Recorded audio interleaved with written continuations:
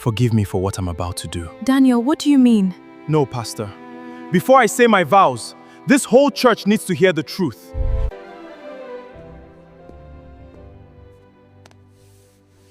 Daniel, please, what are you doing? Daniel, don't do this. Here, this is what you came for. You promised my father you would honor me. Your father should have warned you not to reach above your level. As requested, here is the part 2 story of He humiliated her at the altar before the vows. Then the best man stepped up with a ring. If you are new to this story, kindly click on the link on the comment section for the part 1 of these stories. Don't forget to like, comment where you are listening from, subscribe to my channel, and share your thought about this story. Let's dive in. Sarah did not sleep that night. How could she? Every time she closed her eyes, she saw Daniel standing before her in that light gray suit, opening her palm and placing the wedding ring inside it, like she was some poor woman begging for his family name. She heard his voice again. Here, this is what you came for. Then she heard the gasps, the whispers, the small laughter from the back of the church, the sound of Madame Patricia's gold bangles as she stood proudly, like her son had done something brave instead of wicked.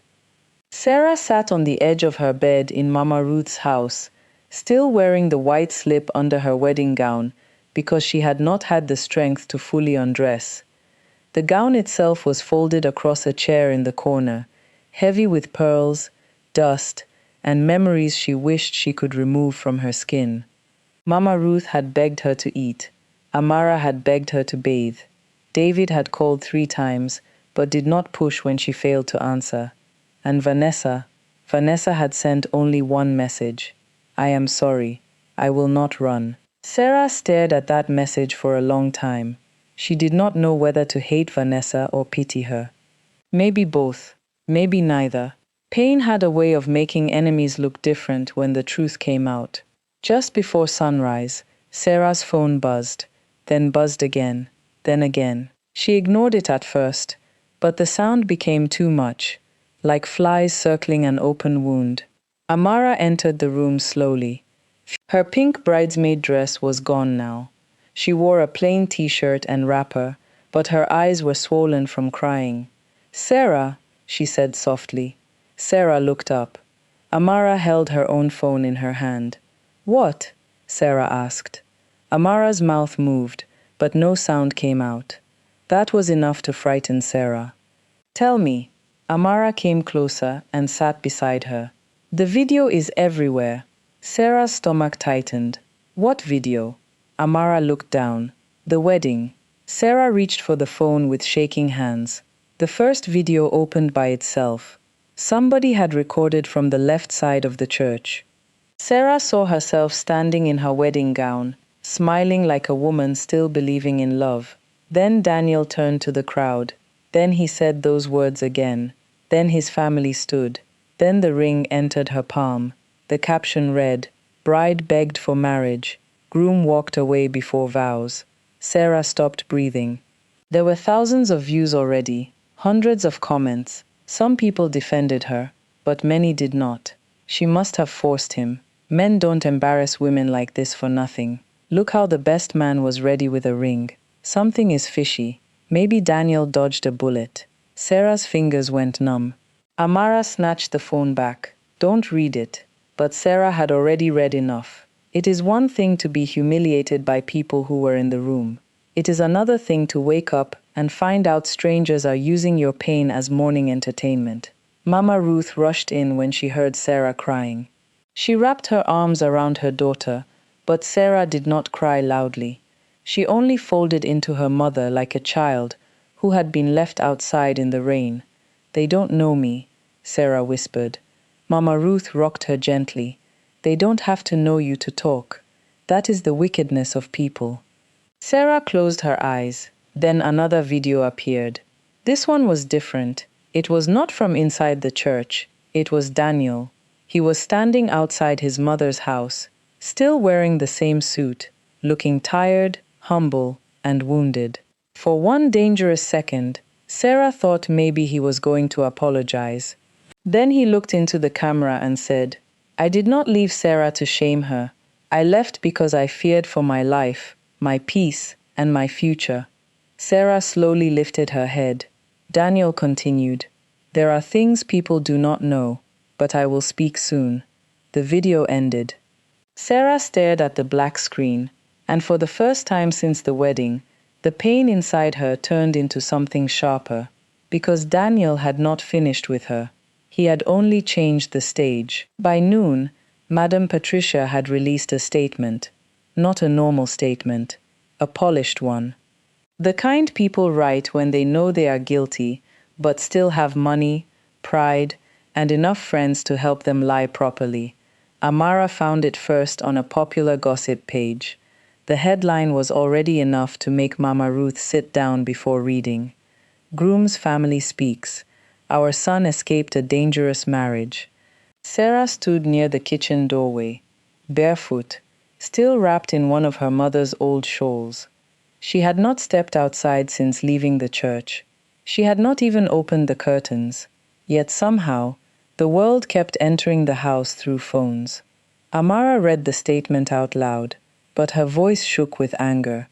Our family deeply regrets the emotional incident that occurred yesterday during what should have been a sacred ceremony.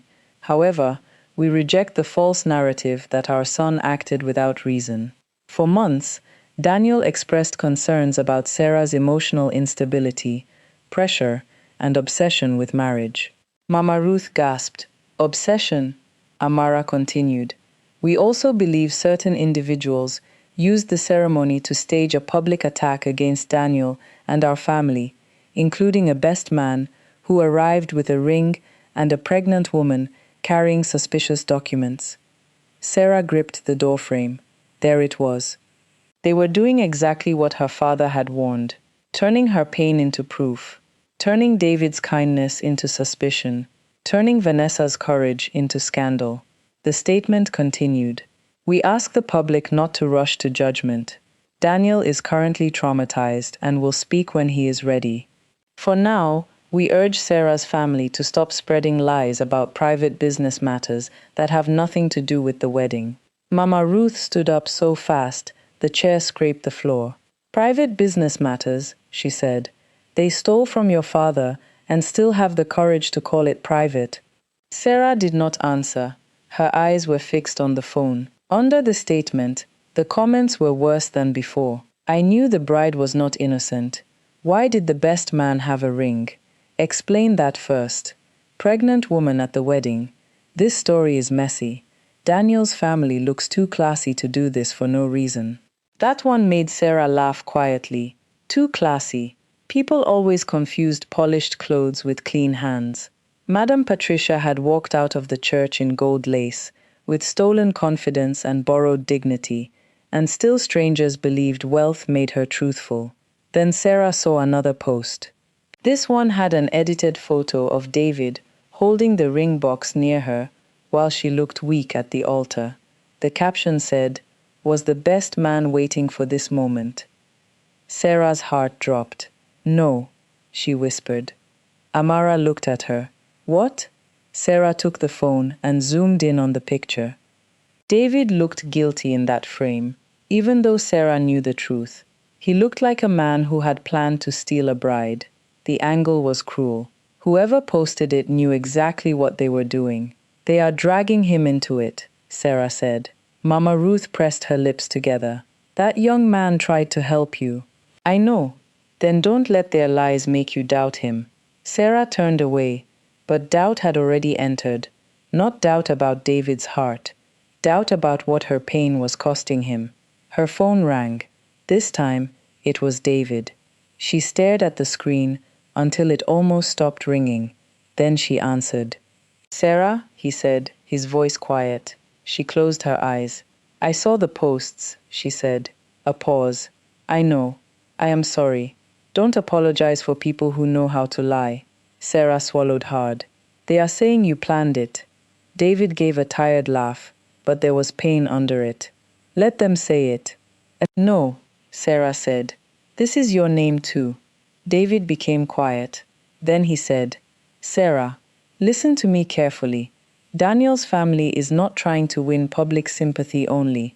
They are trying to make every witness look unreliable before the evidence reaches a lawyer. Sarah's breath slowed. What do you mean? I mean, we need to move quickly. Before Sarah could answer, Amara rushed into the kitchen holding her own phone. Sarah, she said, her face pale. Madam Patricia is live. Sarah put David on speaker. On the screen, Madam Patricia sat in her sitting room, dressed in black and gold, looking like a grieving mother. Then she said, "There is something Sarah's family has hidden from the public." Mama Ruth froze. Madam Patricia looked directly into the camera. "And it is time everyone knows what happened after Sarah's father died." Mama Ruth tried to take the phone from Sarah, but Sarah held it tightly. "Give it to me," Mama Ruth said. Sarah shook her head. "No, my child, you don't need to hear this. I need to hear everything." On the screen, Madame Patricia leaned closer to the camera with that same proud face she had worn in the church. But now, her voice was soft, almost sorrowful, a performance for strangers who loved tears more than truth. "People are attacking my son," she said. "People are insulting my family. But nobody is asking why Daniel felt unsafe enough to stop a wedding in front of everyone." Amara muttered, "Liar." Madame Patricia continued, "When Sarah's father died, she changed. Everyone close to the family knows this. She became attached to Daniel in a way that frightened him." Sarah's hand tightened around the phone. "She is lying," Mama Ruth said. "Your father's death broke your heart, yes, but it did not make you mad." Sarah did not speak, because the lie hurt more when it touched truth. She had changed after her father died. She had cried for weeks. She had held Daniel's shirt one night and told him she was afraid everyone she loved would leave. But grief was not madness. Loneliness was not danger. A broken heart was not a crime. Madame Patricia's voice continued. "We tried to welcome Sarah. We tried to help her. But some women mistake pity for love. My son wanted peace. Yesterday he finally chose it." Sarah ended the live video. The room fell silent. Outside, a motorcycle passed. Somewhere in the compound, a neighbor's radio played softly. Life was moving, like nothing had happened, and that made the pain even stranger. Mama Ruth came close. "Sarah, listen to me. Today you will not go anywhere. You will stay inside. Let them talk until their mouths get tired." Sarah looked at her mother. For a moment, she wanted to agree. She wanted to hide under the blanket. She wanted to disappear from every screen, every comment, every face that would turn when she entered a room. But then she remembered the church. She remembered standing at the altar with the ring in her palm. She remembered Daniel's family walking out like they had buried her alive. And she remembered her father's letter. "Choose dignity, my daughter, even if it costs you the wedding." Sarah slowly stood. Mama Ruth frowned. "Where are you going?" "To bathe." Amara blinked. "Bathe?" Sarah nodded. "Then I am going to the lawyer." Mama Ruth shook her head. "No, not today. You are not strong enough." Sarah's eyes filled, but her voice did not shake. "Mummy, if I hide today, they will call it proof. If I cry inside this house, they will call it guilt. If I wait until I feel strong, they will destroy everything before I arrive." Mama Ruth stared at her daughter like she was seeing the little girl she raised become someone else in front of her. Sarah went into her room. She removed the shawl. She washed her face until the dried tears were gone. She combed her loosened hair back, not perfectly, but neatly. Then she opened the wardrobe and paused. Her hand moved past simple dresses, past black clothes, past anything that looked like mourning. Then she pulled out the white wedding gown. Amara entered and stopped. "No," Amara whispered. "Sarah." Sarah touched the gown with trembling fingers. "I am not wearing it because I still want the wedding," she said. "I am wearing it because they humiliated me in this dress. Let them see me stand in it too." Amara's eyes filled with tears. Mama Ruth came to the doorway. For a while, no one spoke. Then Mama Ruth stepped forward and helped her daughter zip the back. When Sarah came out of the house in that same wedding gown, neighbors gathered at their gates. Some stared, some whispered. One woman covered her mouth. Another lifted her phone, but quickly lowered it when Sarah looked at her. David was waiting outside in his car. When he saw her, he stepped out slowly. His cheek still had a faint mark from Daniel's strike. His eyes widened, not with pity, but with respect. "Sarah," he said softly. She lifted her chin. "Take me to the lawyer." David opened the car door for her. But before she could enter, a black SUV stopped at the entrance of the compound. Two men stepped out. One of them held a folder.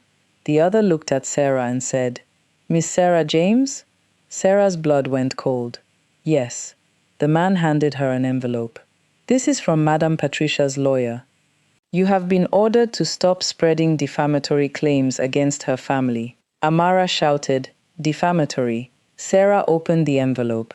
Inside was a legal warning, and beneath it was a printed photo of her father's grave. Written across the bottom, in red marker, were the words, "Let the dead rest." David snatched the photo from Sarah's hand before Mama Ruth could see it properly, but Mama Ruth saw enough. Her body stiffened. "My husband's grave," she whispered. The man who had delivered the envelope stepped backward, like he suddenly realized he had walked into something darker than a legal message. David turned to him. "Who gave you this?" The man adjusted his collar. "I am only a messenger." "Then carry a message back," David said, his voice low. "Tell them threats are not legal letters."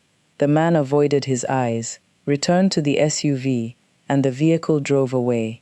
For a moment, everyone stood outside the compound in silence.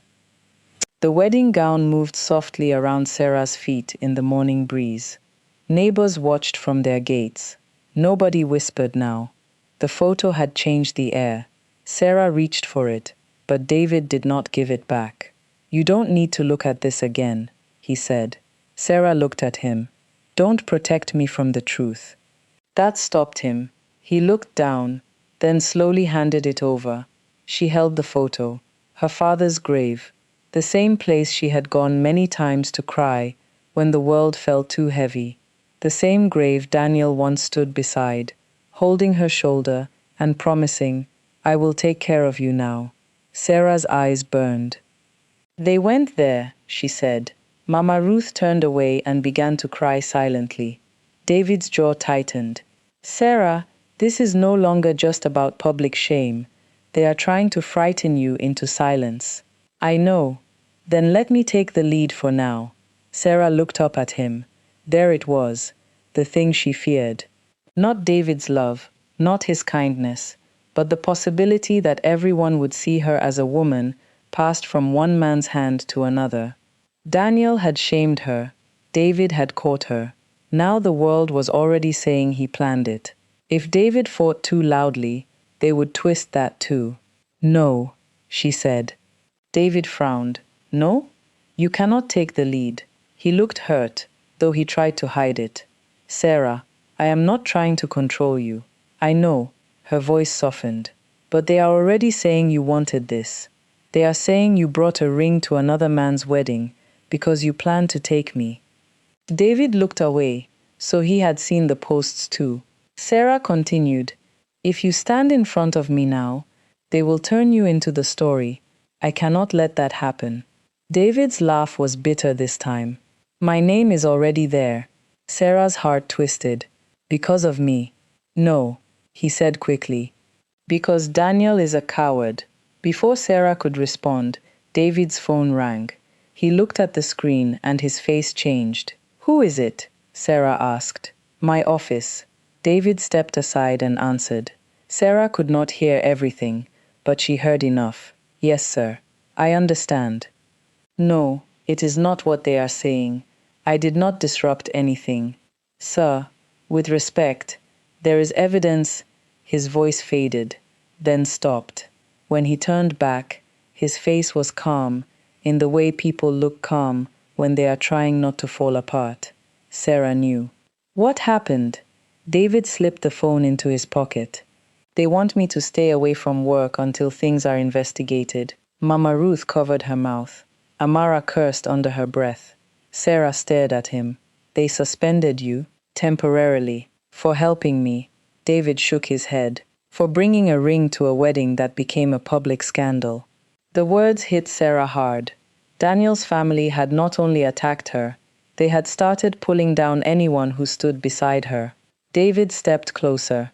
Do not look at me like that. Like what? Like my pain is your fault. Sarah blinked quickly. But he was right. That was exactly how she was looking at him. David's voice lowered. Sarah, I brought that ring because I had carried love quietly for too long. Maybe it was foolish. Maybe it gave them a weapon. But I will not pretend I regret standing up when you were falling. Sarah's lips trembled. Then his phone buzzed again. This time, it was a message. He opened it.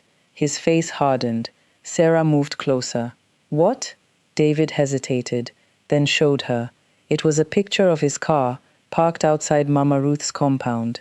The message read, Leave the bride alone, or you will lose more than your job. Sarah looked around the street. For the first time, she realized someone was watching them. Vanessa was alone when the first message came.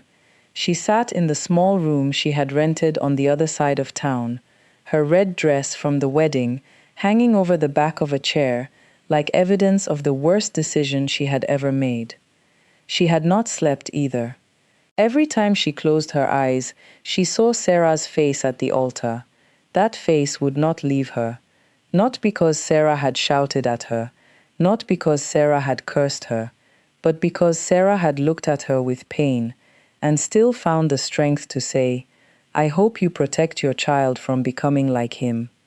Those words had followed Vanessa home. She sat on the bed with one hand resting on her stomach and the other holding the brown envelope.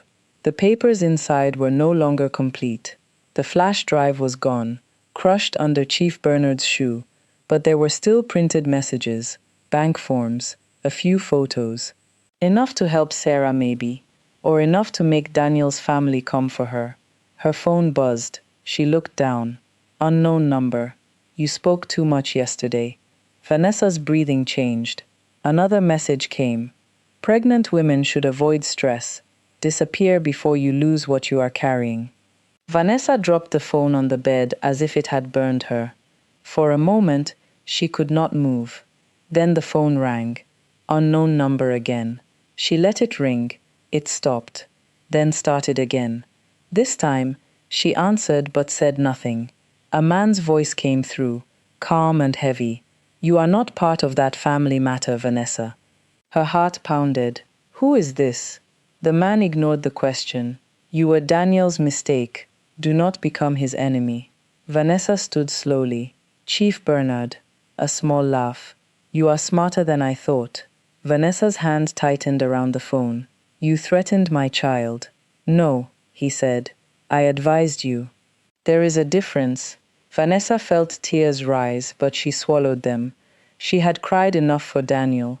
She would not cry for his uncle too. What do you want? Bring the remaining papers to me. Today, you will be given money, enough to travel, deliver your child quietly, and start again. And if I refuse, the silence that followed was answer enough. Then Chief Bernard said, Ask Sarah what happens to people who fight Patricia's family. Her father fought. Look where he is now. Vanessa's blood went cold. Before she could respond, the call ended. She stood there, shaking. For several minutes, she could only hear her own breathing. Then someone knocked on her door. 3 soft knocks. Vanessa froze. Nobody knew where she stayed. The knock came again. She stepped backward, clutching the envelope to her chest. Who is there? She asked. A woman's voice answered. It is me. Vanessa's eyes widened. Sarah? Slowly, Vanessa opened the door. Sarah stood there in her wedding gown. David stood behind her. Amara was beside them, holding her phone like she was ready to record anything. Vanessa stared at the gown, then at Sarah's face. You came here dressed like that? Sarah's eyes were tired, but steady. They tried to bury me in it, she said. Now I will fight in it. Vanessa's lips parted. Then she stepped aside and let them in. Inside the small room, she handed Sarah the phone and showed her the messages. Sarah read them quietly. David looked at the brown envelope on the bed. Vanessa, he said, is there anything else you did not tell us? Vanessa looked down. That one movement told them the answer before she said it. Sarah's voice became gentle.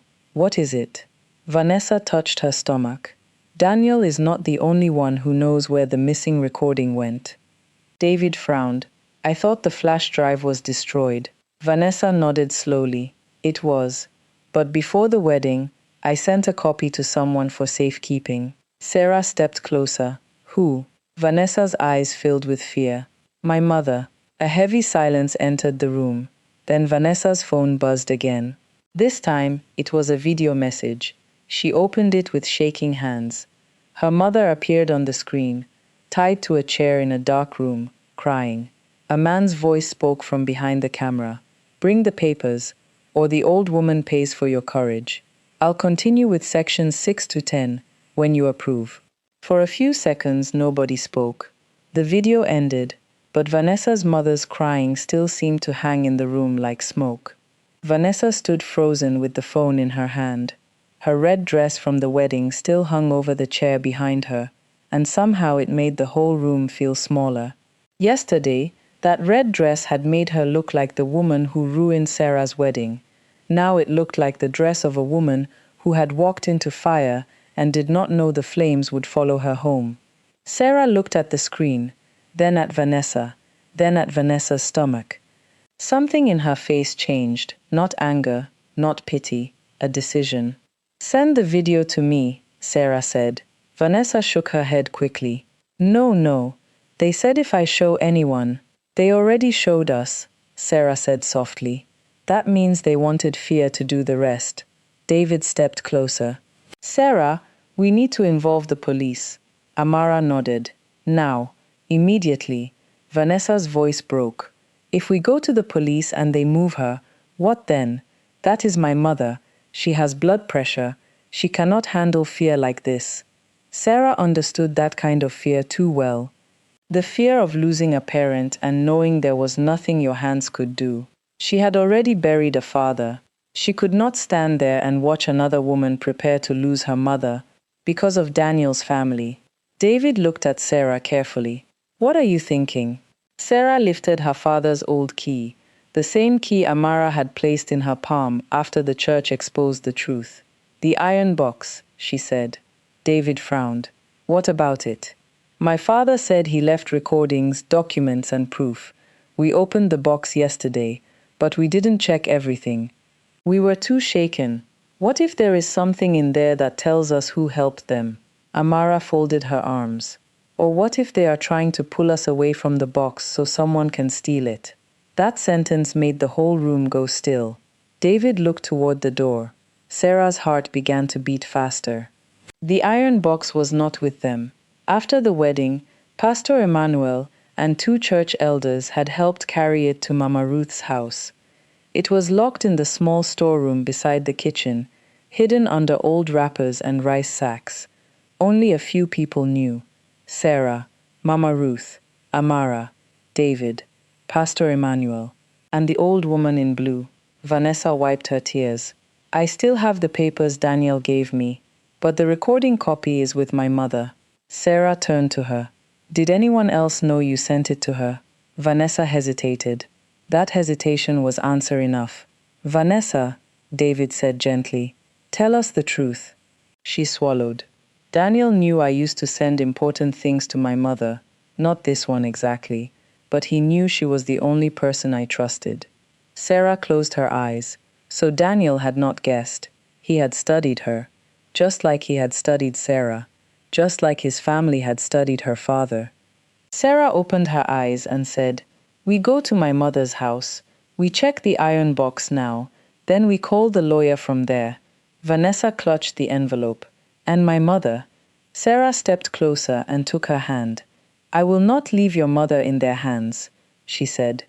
But if we give them the papers blindly, They will take your mother and still destroy the proof. We have to move with sense, not fear. Vanessa stared at Sarah like she could not understand how this bride, whom she had helped wound, was now standing in her room, offering strength. You should hate me, Vanessa whispered. Sarah's voice softened. I did, for a few hours. Then I realized Daniel used both of us differently. Vanessa broke then, not loudly, just one hand over her mouth, tears falling through her fingers. Sarah did not hug her, not yet. Some wounds needed time before kindness could touch them. But she stood close enough that Vanessa knew she was not alone. By the time they reached Mama Ruth's house, the street had changed. People were no longer pretending not to watch. Neighbors stood near gates. A few held phones. Some faces carried pity. Others carried hunger for gossip. Sarah stepped out of David's car, still wearing her wedding gown. This time, she did not lower her face. Mama Ruth opened the door before they knocked. My child, she said, where did you go? Sarah walked in and said, Mummy, bring the iron box. Mama Ruth's face changed. Why? David locked the door behind them. Because Daniel's family has Vanessa's mother, he said. Mama Ruth's hand flew to her chest. Amara quickly explained everything. When the iron box was brought into the sitting room, it looked even heavier than it had in the church office. Rusted edges, old lock. Scratches across the metal like it had survived a war. Sarah knelt before it. The same wedding gown that had touched the marble floor of her humiliation now spread across her mother's sitting room like white fire. She opened the box. One by one, they removed files, land deeds, old tapes, photos, sworn statements. Then David found a small sealed envelope tucked under the lining of the box. It had Sarah's name on it, but beneath her name was another line in her father's handwriting.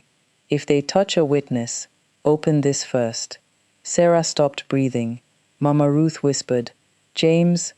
Sarah opened the envelope with trembling fingers. Inside was a small memory card and a folded note.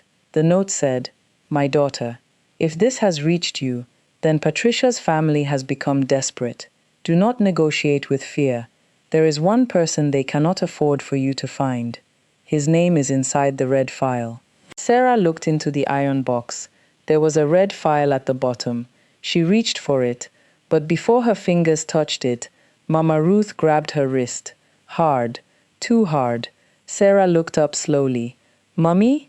Mama Ruth's face had gone pale, and in that moment, Sarah knew her mother recognized what was inside that file.